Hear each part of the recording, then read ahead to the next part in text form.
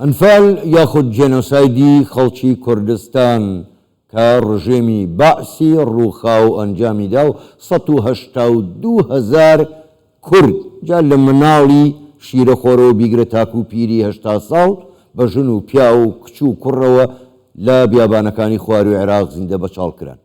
پاش ڕووخانی بەعسیش ناو بەناو هەوڵ دەدرێ ئەو گۆڕە بە کۆمەڵانە بدۆزرێنەوە هیچ نەبێ ڕووفاتەکان بگەڕێنەوە بۆ هەرێمی کوردستان. بەڵام بەداخەوە تاکو ئێستا حکوومەتی عێراق لەم بوارەشدا لە گێڕانەوەی ڕووفاتەکاندا زۆر کەم تەرخەمە. هۆکاری ئەمە چییە؟ بۆچی هەماهەنگی لەگەڵ خەڵکی کوردستان لەگەڵ حکوومەتی هەرێمی کوردستان لەم بوارەدا ناکرێت؟ دەمانەوێت پرسی زیاتر لەسەر ئەم بابەتە بکەین و قسەی زیاتریشی لەسەر بکەین. با میوانداری زۆر بەڕێز عادل مەلا ساڵح گوتەبێژی وەزارەتی شەیدان و ئەنفال کراوان ڕاستەوخۆ لە شاری سلەیمانیەوە لەگەڵماندایە. کاک عادل شەوتان باش، گەلێک سپاس بۆ بەشداریکردنتان لەگەڵمان لەم گەشتەی ژووری هەواڵی کوردستان 24.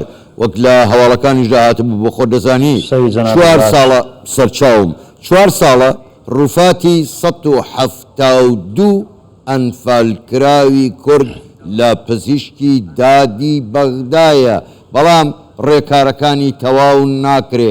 خۆ ئەگەر ئەمە ڕووفاتی سەربازی عێراقی بووایە کە لە شەڕی 8 ساڵە لەگەڵ ئێران کوژراوە ڕەنگە بە 2 سەعات تەواویان کردایە. ئێستا هۆکاری ئەمە چییە؟ ئەو ڕێکارانە تەواو ناکرێت لە بەغداوە. بەناوی خۆی گەورە میهرەبان، ئەمڕۆ 32 ساڵ تێپەڕدەبێ بەسەر ڕاپەڕی نەشکۆدارەکەی جەماوەری خەڵکی کوردستان بە هەلی دەزانم لێرەوە پیرۆزبایی لە جەماوەری خەڵکی کوردستان بکەم و درود بنێرم بۆ ڕۆحی پاکی شەهیدانی ڕاپەڕین و تەواوی شەهیدانی خەڵکی کوردستان. سڵاو بنێرم بۆ خانەوادە هەمیشە سەربەرزەکانی شەهیدان و ئەنفالکراوان و جێنۆساید کراوان و زیندانیانی سیاسی و ڕزگاربووانی شاڵاوەکانی ئەنفال و جێنۆساید کراوان و پێشمەرگەکە مەندانبووەکانی سەنگەر. ئەم پرسێکی نیشتیمانی و نەتەوەییە لە ڕاستیات پێویستە ئێمە زۆر کراوەتر و دووربینانەتر لێ بڕوانین. لەبەرەوە هەروەکو چۆن هەمووان لەسەرەوە کۆکین کە پرسی ئەنفالی گەرمیان تەنها هی کەلار و گەرمیان نییە، پرسی نیشتیمانە، پرسی نەتەوەیە، پرسی گەلێکی جێنۆساید کراوە. هەروەکو چۆن کیمابەرانی هەڵەبجە تەنها مڵکی هەڵەبجەیەکان نییە، پرسیەکی نیشتیمانی و نەتەوەییە هی هەموو خەڵکی کوردستانە. پرسی گۆڕە بە کۆمەڵەکانیش بە هەمان شێوە پرسێکی نیشتیمانی و نەتەوەییە بە یاسا ڕێکخراوە لە عێراق، بە یاسای ژمارە 5 ساڵی 2006 و تاکەلایانی فەرمی لە هەرێمی کوردستان وەزارەتی کاروباری شەهیدان و ئەنفالکراوانە بۆ ئەم پرسە.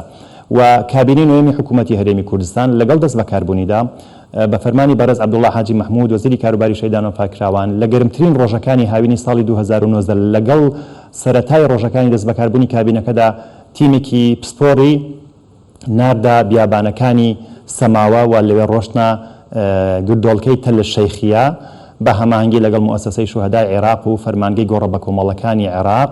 لەوێ ئەم گۆڕە بە کۆمەڵەیان هەڵدایەوە بە پێی ڕێکارە یاساییەکان و بەداخەوە ژمارەیەکی زۆر لە ژن و منداڵ و خەڵکی جێنۆساید کراوی کوردستانیان تیا دۆزیەوە و هەر ئەو کات و دواتریش سەرجەم ڕێکارە یاسایی و زانستی و پزیشکەکانیان بۆ ئەنجام دراوە و گەڕێنراوەتەوە تۆبعادلی بەغداد.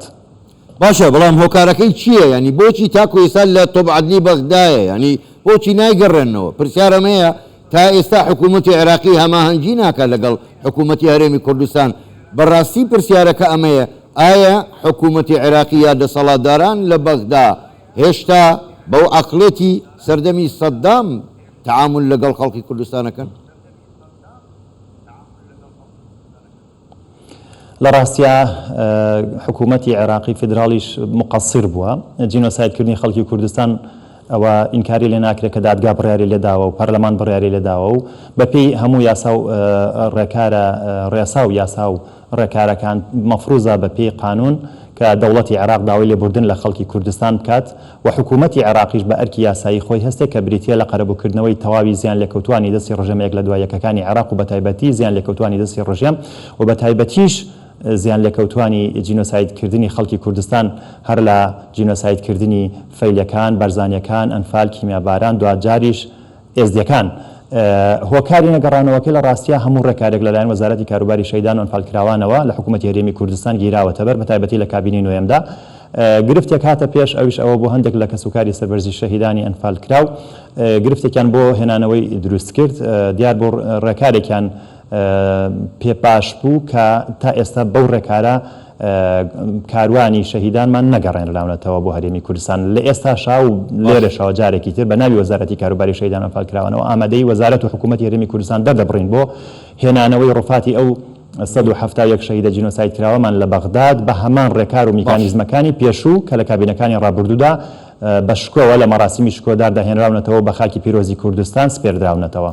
زۆر باشە کاگە عادل باشە ناکرێت لە باتیەوەی ئەم ڕوفاتانە ببرێنە بەغدا ینی ناکرێت ڕاستە و خۆ بهێنرێنە هەرێمی کوردستان و تاکو ئێمەش بە یەکجاری ڕزگارمان بێت لەسەر لە ئەو کەم تەرخەمەی کە لە بەغداوە بەرامبەر ڕوفاتەکانمان دەکرێت ئایا مەسەلەی دیێنە ئێمە نە قورسە ناتوانین ئێمە لە هەولێر شوێنێکمان هەبێ بۆ ئەوە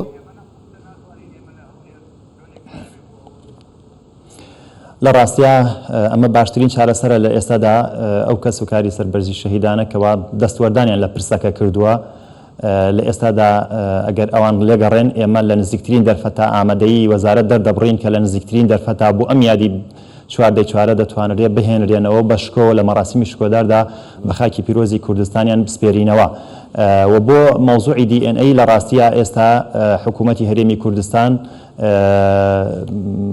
تەواوی ئامێرەکانی پشکنینی DNA لە وەزارەتی ناوخۆبوونیان هەیە لە چەند ڕۆژی ڕابردوودا وەزیری کاروباری شەهیدان و فالکراوان سەردانی تاقیقەکانی DNA کردووە لەوێ لەوێ ستافێکی پسپۆر کار لەسەر ئامێرەکان دەکەن و باشترین چارەسەر بۆ ئەم پرسە ئەوەیە کە لێگەڕێن وەزارەتی کاروباری شەهیدان و فالکراوان و حکوومەتی هەرێمی کوردستان بە هەمان ڕێکار و میکانیزمەکانی کابینەکانی ڕابردوو ئەم ڕوفاتانە بهێنرێنەوە لێرە دەکرێت پارێزراو بن هەر کاتێک ویسترا هەر پشکنێنێکیان پێویست بێ بۆیان بکرێەوە بۆ کەسوکاریشیان بکرێەوە بۆ معلوماتی بەڕێزشتان و تەواوی کەسوکاری سەربەرزی شەهیدانی جینۆساید کراوی ئەنفال لە هەر هەموو کوردستان ئەم ڕوفاتانە پشکنینی ئێسکیان بۆ کراوە و پارێزراوە و هەڵگیراون و یعنی بە تەواوی زانیاریەوە لە تۆبعەدلی بەغداد دانراون و بە هەمان ئەو زانیاریانش کە لەسەریان کۆکراوەتەوە بە هەمان مەلەف و دۆسیە و پەروەندەوە دەگەڕێنرێتەوە و پارێزراو دەبن. زۆر باشە زۆر بەڕێزە عادل مەلا ساڵح گوتە بێژی وەزارەتی شەهیدان و ئەنفال کراوان ڕاستەوخۆ لە شاری سلێمانیەوە لەگەڵمان بووی سوپاس بۆ بەشداریکردنتان لەگەڵمان شەوتان باش.